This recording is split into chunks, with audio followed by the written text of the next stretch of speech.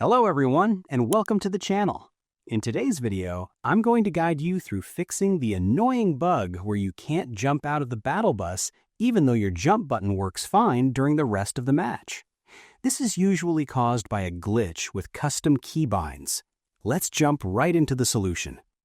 This bug happens because the game forgets the battle bus action if you have customized your jump button too much.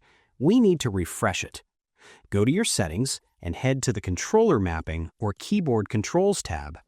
Take a screenshot or photo of your current binds so you don't lose them. Select the option to reset to default. On Controller, choose Builder Pro or Combat Pro. Apply the changes. This clears the glitched code preventing the bus jump. Now, manually re-enter your custom binds one by one. Do not just switch back to custom. You must rebind the keys manually for the fix to stick.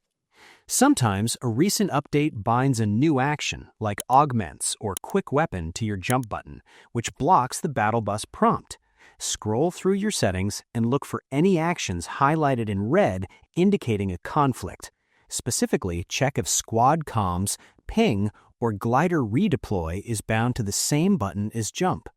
Unbind the conflicting action, or set it to a random key you don't use, so jump is the only command on that button.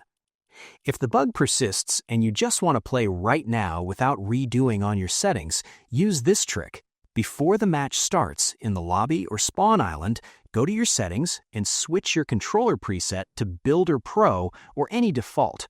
When the battle bus launches, press X on PlayStation or A on Xbox to jump out. It will work because it's on default settings. While you are skydiving, quickly go back into settings and switch your preset back to custom to play the rest of the match normally. And that's it. You should now be able to drop hot without getting stuck on the bus until the end of the line. I hope you found this guide helpful. If you did, please give this video a thumbs up, share it with your friends, and subscribe to the channel for more tutorials. Thanks for watching, and take care.